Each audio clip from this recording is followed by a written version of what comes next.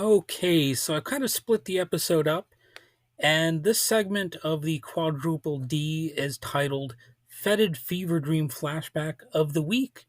And today we're looking at Nancy Pelosi. So we're shifting gears from talking about Nazis to talking about Nancy. So, as the U.S. House Select Committee on the January 6 attack began to investigate those crimes, Elise Stefanik claimed that Nancy Pelosi, who was House Speaker at the time, was responsible for the attack. So that's how I'm linking this to Elise Stefanik, who was my entry entry for the peripheral poop head of the week. So, one of the biggest controversies involving Nancy Pelosi is not that she coordinated the January 6th attack or something like that. It's about whether, you know, uh, she is guilty of insider trading or conflicts of interest related to stock trading by her and her husband, Paul Pelosi. So let's break it down, and I'm going to look at it through the lens of a deviant, anarchic sort of point of view. So, the controversy here is stock trading. And what is the context? Well, Nancy Pelosi has long been opposed to bans on congressional stock trading, though, under increasing public pressure, she later supported discussions around reforms.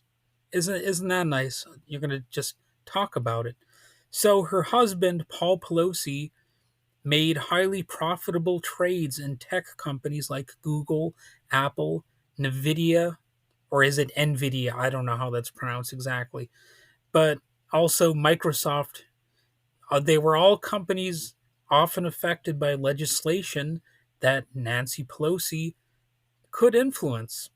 So these trades have drawn scrutiny, understandably, as they should, especially when they seem suspiciously well timed around legislative events or policy announcements. So it's partly a matter of public perception here. Critics argue this creates, at minimum, the appearance of corruption, insiders profiting, or at least potentially profiting, while regular people struggle. There's been no formal conviction or admission of wrongdoing. Pelosi maintains she does not coordinate with her husband on trades. But, this controversy is symptomatic of deeper systemic rot. And the deviant critique from the sort of anarchic mindset is that corruption isn't the bug, it's the feature of the system. So Nancy Pelosi's wealth and influence are not accidental, they're structurally inevitable in a system where political elites are tied to corporate interests. The ability for lawmakers or their families to profit from insider knowledge is not just a Pelosi issue, it's a byproduct of a political economy designed to serve the elite. So there's also the question of legal versus just. Such conduct actually proves the anarchist critique of American power to be correct. Even if Pelosi didn't break the law, the deviant anarchist would reject legality as a moral compass, especially when laws are made by and for the ruling class. So the fact that this kind of behavior is perhaps legal might be more damning than if it were illegal. It might show how the system is rigged. You know what I'm saying? So there's a little bit of token accountability that happened as well. There were calls for ethics reforms or stricter regulations that often result in symbolic fixes that leave underlying power structures intact.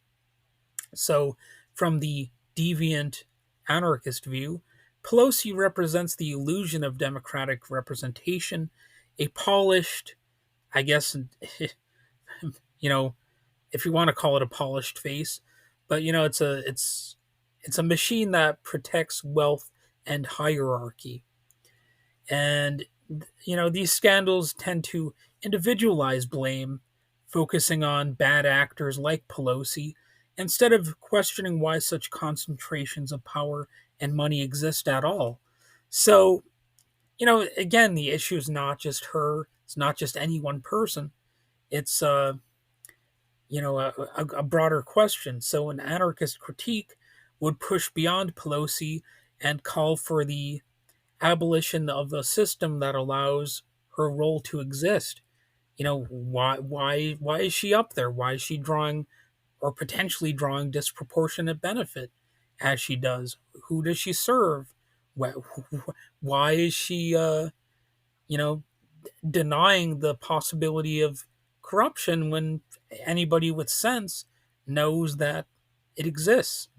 So while Pelosi's stock trading controversy is one of her most prominent scandals, the sinister anarchist wouldn't see it as exceptional; they'd see it as typical and predictable. Pelosi isn't a rogue actor; she's a high-functioning gear in a machine that enriches the powerful and excludes the rest. So, from that view, real accountability doesn't look like reform.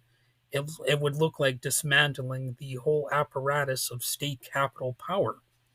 And, that's a conversation that people are not expected to have ever. The conversation about, if you want to get rid of the corruption in government, well, then you should, get rid of the corrupt government itself. And that's considered an extremist message. And I'm not exactly an abolitionist of the entirety of government, but it's some food for thought. Like how how how come we keep on electing people who are known for corruption? And that, like, Trump recently accepted that $400 million plane from Qatar, or Qatar as it's sometimes called. I've heard it pronounced both ways. The proper pronunciation is probably Qatar, but I tend not to call it that call it that, even though it's probably correct. But anyway, like the open bribery, the acceptance of corruption as a norm. Why is that happening? Well, it's because that's the nature of power. You create an upper echelon of people who have special power, privileges, and rights, and of course they're going to use and abuse their positions. It's it's sort of like like well, an analogy that's used in an episode of the show, It's Always Sunny in Philadelphia. It's like it's like throwing a picnic, at the beach and being upset when seagulls show up. So in that particular episode of the show, it was a different context, but it's the same premise here. Like, why would you know you can't necessarily just blame these corrupt politicians when we're not only electing them into these positions, but we're sort of perfecting these positions, just by letting them keep on building things up and up and up, and elevating themselves to a higher status. Of course they're going to protect their interests if they're wealthy people. Some people will vote for somebody just because they have a successful business career, or the appearance of a successful business career.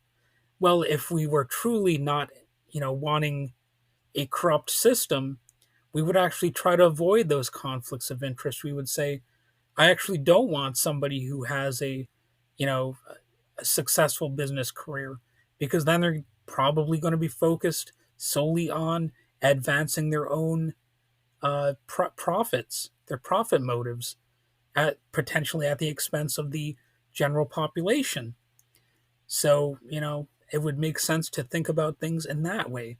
Well, anyway, that about does it for the critical weight theory and the quadruple D. And, I should be back here next week with another episode. Maybe it'll be a two-parter like this one, split up like this one was. I don't know.